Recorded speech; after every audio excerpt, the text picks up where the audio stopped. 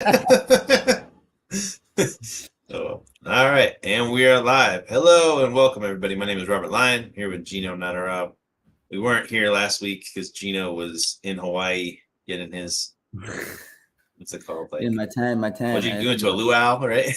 He did some Hawaii shit. Luau, luau, So that's just pretty cool. enjoying. But today we're going to be talking about what rich people do that poor people don't, right? So basically, if you want to be broke and poor forever, this is not the podcast for you. I mean, it's true, man. It honestly, the world like has been very. It's been like soft for people, right? It's been very easy for people to get by, just basically being broke, never trying to grow, not trying to expand. And now times are finally getting hard, and they're probably going to get a little bit harder. And all the soft, squishy people are going to be in for a really rude awakening. Like you need to man up, you need to soldier up, you need to, woman up, you need to show up and become the best version of yourself, or else you're gonna die broke, right? And that's not what anybody wants, right? And I mean, if I die broke, I'm gonna be very unpeaceful, right? I'm gonna haunt the shit out of some people. I gotta go big, but before I die, like maybe if I make $1 billion and then I try and spend it all before I die, I'll be all right. But I got goals, so let's get into it, Gino. Yeah, What are some things that you think that rich people do that broke people don't? yeah, absolutely, man. It's you don't want to die broke for sure, because you want to leave a legacy behind for your family, and that way your life was meant something. The people, one reason I think that people that are rich compared to people that excuse me, poor, the reason that rich don't have to deal with the problems. There's a thing called economics, right? Economics in the external world. So externally, the economy is going to shit. People externally are having trouble. The poor people are seeing the squeeze of the interest rates. They're seeing the squeeze of all the food. The gas is at $5.50 in LA, man. It's getting wild out here. So things are going up in price every single day. The dollar is now inflating at the fastest rate I think it's ever been at this point. It's just in continuous inflation. So what does that mean? That means that people that are poor are being eaten alive with the debt that they already have. They're being Right. eaten alive with that debt because of inflation, because their income isn't going up. They're depending on a paycheck that they're supposed to get every month, and literally they have one source of income, and that's their job or their career or whatever they did in their life. And what happens is the poor continue to keep digging themselves into greater and greater debt.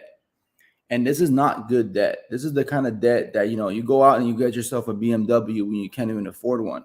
You go out and get yourself a bag, a Louis Vuitton bag. You get yourself some product glasses. You go buy yourself a Rolex watch. When you're making maybe like $50,000 salary.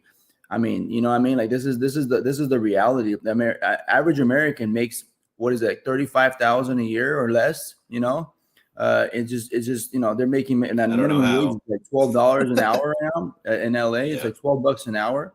I mean, the reason it's $12 an hour, that's not a good number. That's not, oh, $12 an hour, it's it's like great. it's like 15 now, dude, for little 15 bucks an average like hour. So stupid I'm just saying jobs. the reason it's $15 an hour is because you cannot survive Yeah, in Los Angeles, New York, or any major city without making more money, because of the fact that everything is so expensive. They can't even get to work if they wanted to. They didn't make at least $15 an hour.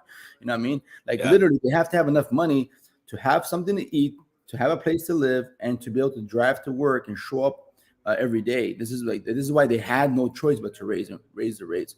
But compared to the rich, now the reason rich keeps getting rich is because they actually make money when there's inflation.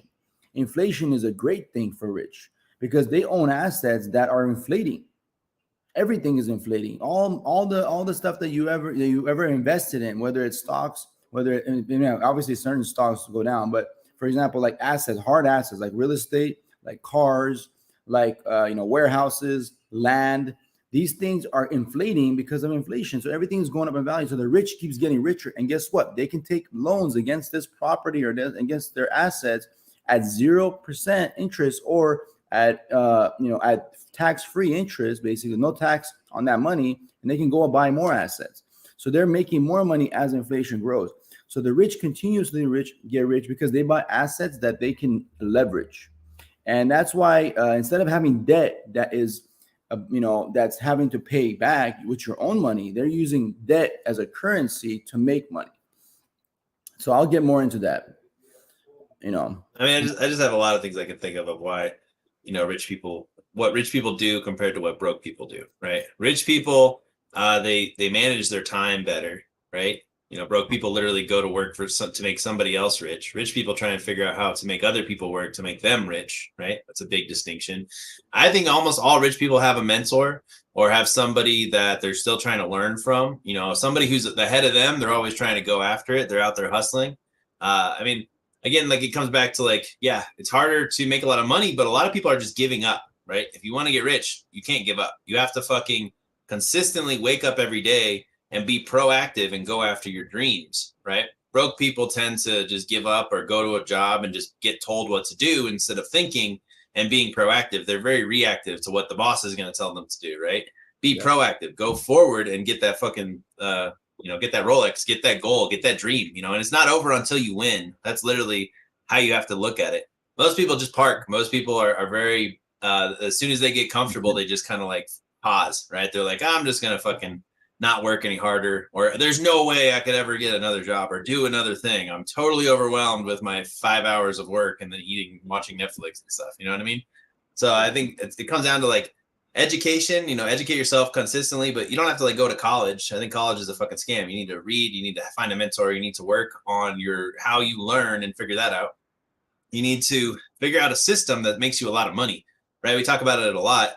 You have to be in the right boat, right? It's not about how hard you row. It's about being in the right boat. And then you want to still row hard as fuck, but at least you're in the vessel that's going to get you there. Like Burger King, fucking gas stations, these are not vehicles that are going to get you where you need to fucking go, right? I mean, at least Gino was doing satellites and all kinds of fucking crazy shit before, you know what I mean? That was going places. At least he could have, but you also saw that there was a cap. That's another thing that rich people do, though. Rich people don't like to be capped, right? They don't like to fucking be stopped. This is the max. And people will fucking stay at that cap forever, and then they'll get let go from their job and then be totally fucked because they never learned what it took to get to that next level. Exactly. You just hit on something that's very powerful, because it's the fact that the fear should not be, you should not react to the fear in a way where you're contractive. You're like, I'm going to save. So when I go to the gas station, I'm not looking at, it's $5.50, because I'm like, well, I'm going to make more money. So that way I don't. I got to go there anyways. It's gas, right? Yeah. It just is what it is. At the end of the day, instead of being like, I'm going to save because I got to pay for gas. I'm going to save because I got to pay for groceries. I'm going to save contraction, continuous contraction. Instead of inflate, instead of becoming, more abundance, right? Changing your life in abundance. But the way you change your life is by, what's the problem? The problem is not that the problem is not that everything is going up. That we know that problem, but is that really the problem, or is it the fact that you have chosen to stay where you are, content where you are, and depending on someone to spoon feed you a certain amount of money, your salary, or every month, or whatever it is, spoon feed you that money for a salary. You sacrifice your dreams for a salary, and then you end up, depending on that. And then when you have when you're at the point where your back is against the wall, you start to contract your life instead of saying, you know what, I'm going to change my career, or you know what, I'm just going to get out of this field altogether. Or, you know what, I'm tired of working for someone else, and I want to have the time for myself, my family, and I want to change my life in a way where I don't have to depend on anyone or anything, because I know that I can create that freedom on my own. And the only way you know is when you actually have the tools and the right mentors that are going to tell you and help you get there. Because if you're living your life like everybody else, and you have a job, I laugh now. Before, I had a job, and now when I talk about a job, I'm like, a job is a joke. Okay, a job is a joke to take your time from your family. The job is a joke to take you away from your true dreams and your true potential. A job is a joke to make you live your life this much at this rate. You could be living your life, as much as you want. You can spend money, go to Hawaii, go to Mexico, go to Europe. You can do all that. And you can do all that because you have knowledge and the right way to use money as a tool instead of they don't understand finances. They just understand that they make a certain amount of money and they have to pay their bills, and as long as they save up a little bit of money, they can do what they want. I was doing that for a while, but I was able to stack cash because I learned how to leverage assets to create more income. And when I started learning how to create more income, it was no longer a question of how much money I wanted to make. It was like, well, I'm just going to make more money. I don't care if I work for this company or not, because they're not going to control me. Okay. Yeah. Nothing controls me. Nothing should control you. You should be your own boss. And that means you have the power to do that because you have the tools and the skill sets. As the rich get richer because they just know the skill sets. They know how to use money to make money. If you're working as a part-timer, you're still doing the same thing. You need to learn how to get away from that and start changing your life and accessing money and becoming thinking like the rich. If you're not rich, that's fine. Change the way you think, because the rich think differently. You got to have opportunities. You got to basically go forth, fucking crush the day, and be a monster compared to the rest of these little small-minded, small-thinking, small-living people, as opposed to the greatness that is in everybody. I also don't know if I'm frozen or not. Let me drop something in the chat if you can still hear me. Now we're back. But yeah, no, you were spitting fires. You're on mute now, Gino. I think I put too much. I put too much fire out there, so then it got too wild. The Illuminati shut you down, bro. It couldn't handle my Instagram almost got blocked today because I was giving too much information. So I'm like, whoa. Yeah. Is it, so now am I a victim of censorship? Yeah, pretty much. You're ghosted because you give too much shit. Yeah, so I'm trying to help too many people, so I'm a problem now. Well, you know what? I'm not here to help those that don't want to help themselves. I'm here to help those that want to help themselves, and those people that if you want to stay poor and keep your job, go ahead. Nobody quit your job. Keep doing what you're doing, but at least start acting in a way where you can change your life and start investing money in things that are not consisting on the same basis that you're living your life currently. And I mean, I think the biggest thing, that we do, that we preach, that we do in our own lives is we leverage debt, right? Most poor people, they get credit cards and they spend it all on things that they don't need.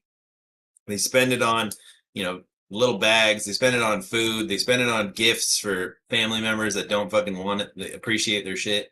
You want to get access to debt so that you can use it to start a business, so that you can use it to buy assets, right?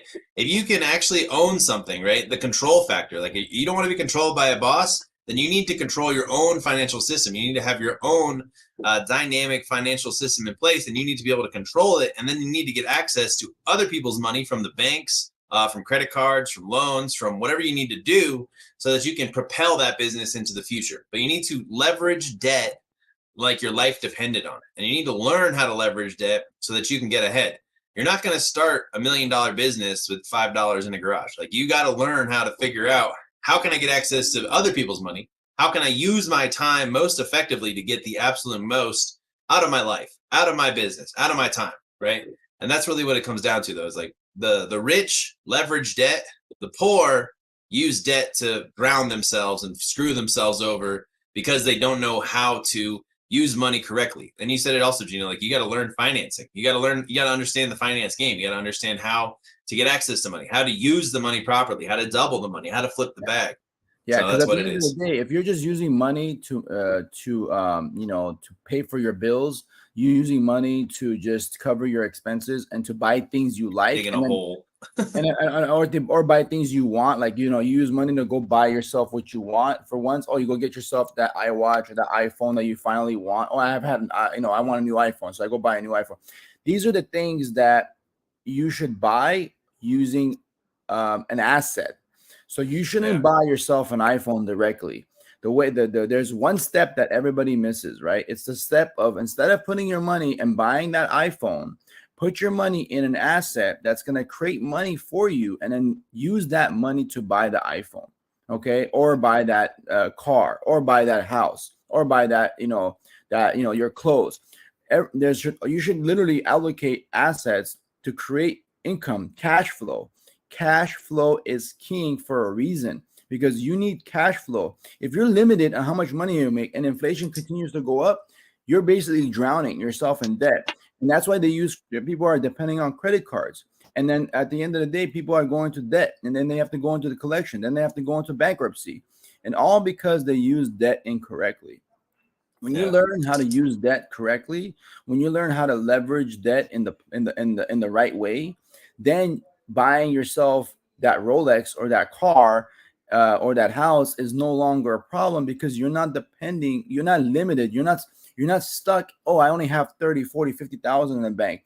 Now you're like, well, I put 50,000 in this, and now this is bringing me an extra 2,000 a month. So I know that I'm getting this every month, and that money is going to continuously come in, instead of me putting that 50,000 into a car or a house that I may or may not live in or rent. You have to be able to think like a rich people. What rich people think, that they don't want to work for their money. It's simple. Okay. It's not being lazy. Okay.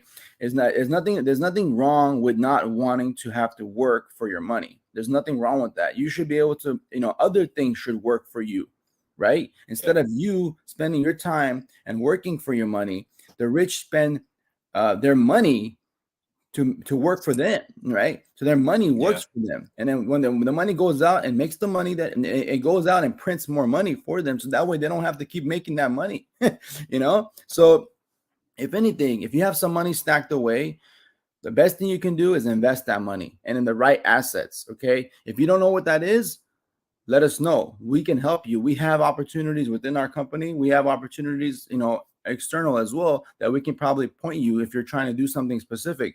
But essentially, there is proven things that work, right? We know real estate works.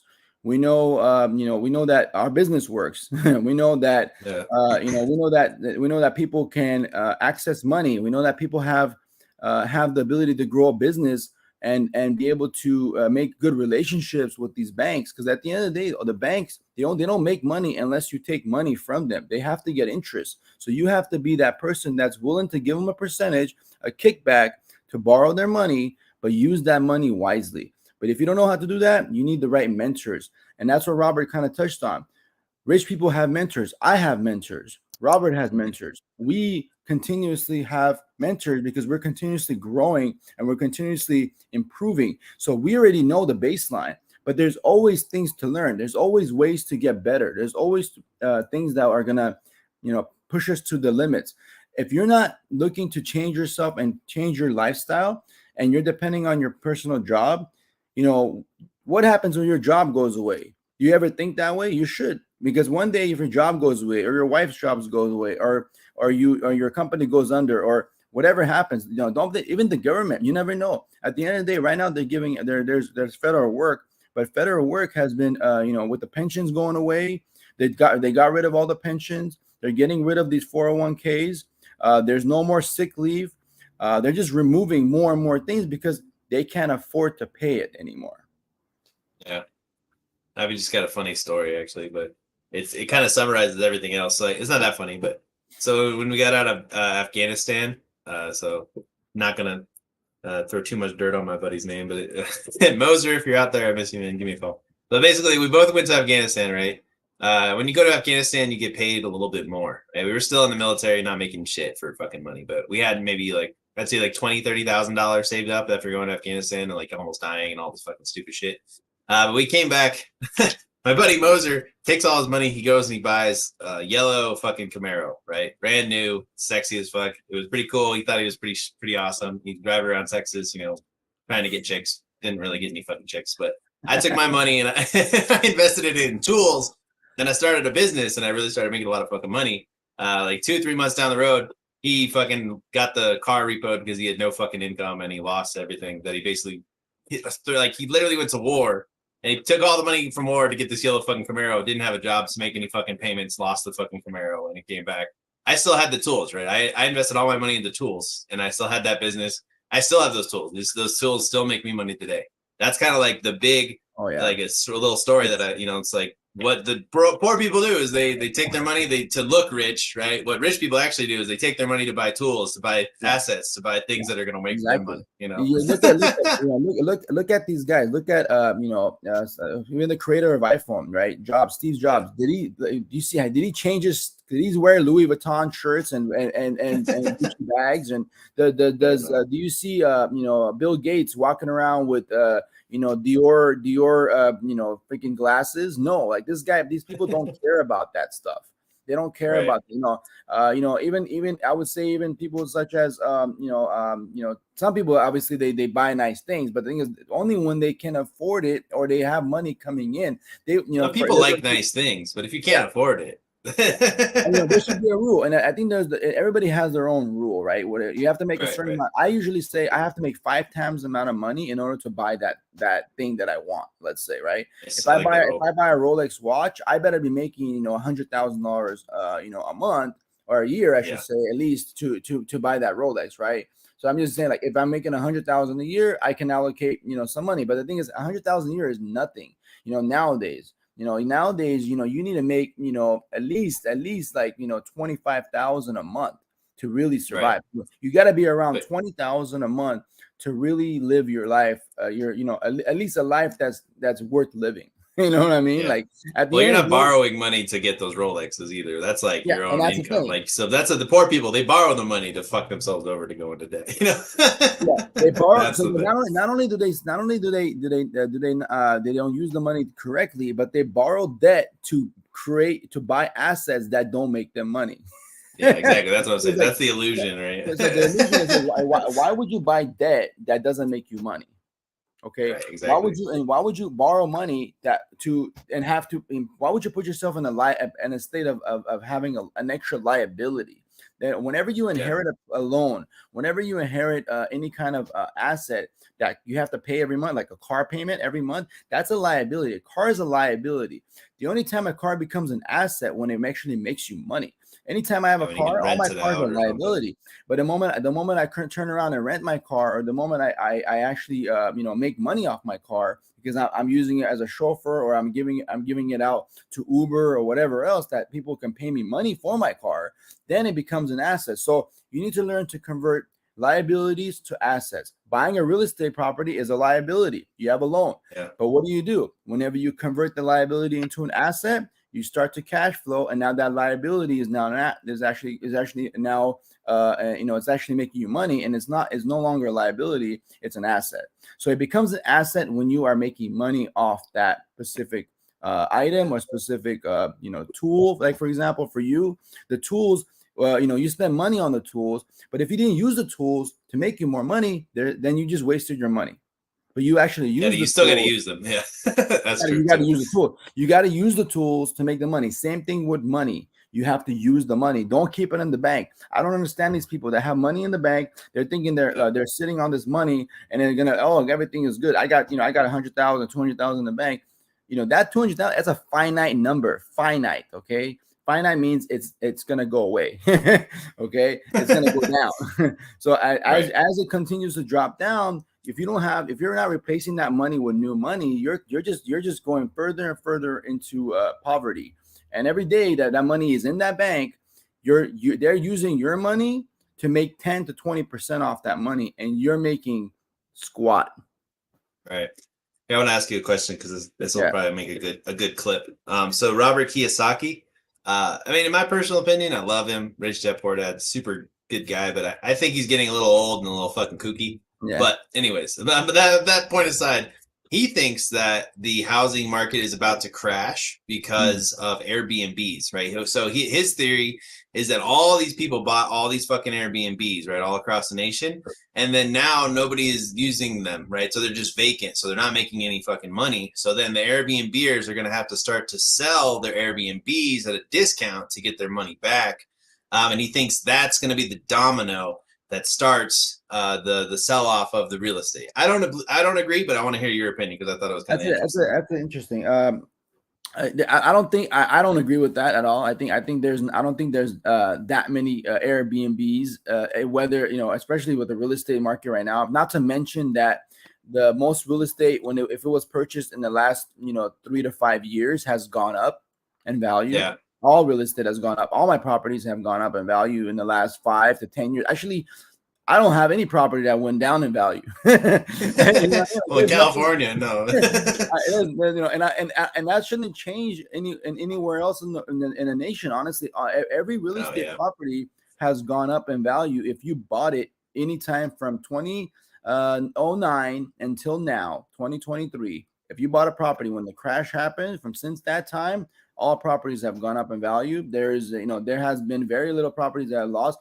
If anything, the people that lost that can't afford the property, they lost their properties. But Airbnb, if they're trying to make money, they just won't make as much money. If they can turn around and rent it out to a single family home and keep the asset. That's what I would recommend to anybody that owns the Airbnb property and that they can't get it to rent anymore because of Airbnb or because of restrictions by the state, which I know New York just came out with the laws. You can't have Airbnb or something, right? So I think Airbnb is being shut down in specific areas because of the complaints and because of the continuous traffic that's happening, and those things are being used as a means to shut down people from making more money. But essentially, Airbnb is only, like, I would say, to my opinion, it's less than 10% of the total real estate market. I don't think I don't think there's that many Airbnbs in the nation, which it's going to cause any kind of, it might cause, people to lose money, but it's not going to affect real estate as a whole, because real estate is not going to stop coming down or it's going up. It's just going to continue to go up because of one pure factor. The banks are not going to lose money. Okay. And Yeah. the And bank, BlackRock is buying all the fucking houses too, and the they're not going to banks, lose money. exactly. The banks are not going to lose money. So at the end of the day, I don't own my properties outright. And I do that Yeah. specifically for a reason. And the reason is because I want the banks' skin in the game. The gangs their skin is in the game. They don't want my property to come down because they're going to lose money. Okay. At the end of the day, if anything, at this point, all my properties have assets. If I lose equity, that's fine. But they have a loan against that property. They can't have that property lose value more than what it's actually worth. If it starts dropping below, we're going to have a collapse of the banking system, not even the real estate market. The first thing that's going to crash is the banking system. If the banking system crashes, then the real estate will start to crash. But but the thing is, that's not going to happen because of the dollar. The dollar is not going anywhere. It's good. First of all, if anything, the dollar will be digital, will become digital, and at that point, it's still equity. It's still lines of credit. It's still imaginary. It's no longer in your hand, but that's fine. But it's still going to go up because of inflation. Unless they do something about inflation, real estate is going to continue to go up. Yeah. And that's kind of what my argument was too. It's like right now the interest rates are higher than they've ever been, but the inventory is still so low. You're trying to buy a house. Like it's really hard to find a house right now. It took me months to find something. Yeah, exactly. So if all the Airbnbs crash, right? Let's say next year, right? Maybe all the Airbnbs can't make any money because everybody's too broke to go on vacation or some bullshit, right? Well, this is what's going to happen is the people that still have money, as soon as they start selling the Airbnbs, they're going to fucking buy the house, and there's still going to be a bidding war. And then maybe the interest rate will come down a little bit, and then the amount of demand for the houses is still going to be there, right? I don't think it's going to come down either. I would say, if anything, if you're selling an Airbnb, call me. Yeah, call Gino. People that know how to use money, people that have money are going to buy the real estate at market value. Okay. Or even if they get a deal, they're going to buy it. Real estate is going to continuously be purchased because it's a proven place to park your money. It's proven. Yeah. It's safe. It's safe. Okay. What's better than a bank? A property. Put your money in the property. It's better than putting your money in a bank. Number one. Right. When I see people having money in the bank, I'm mind blown. One of my partners, I know that he's had like over millions of dollars in the bank, and I don't understand that concept. Why stay so liquid when you know the bank can collapse any moment? Yeah, any moment, he just doesn't know better. I would think, or at least put it into life insurance. Okay, at least the other safest thing is life insurance, because in life insurance are $1 billion companies they're not going away. They own all these people's lives, okay? And if anything, unless everybody dies at the same time, the life insurances, the life insurances are not going away. But obviously, there's catastrophic events, things happen.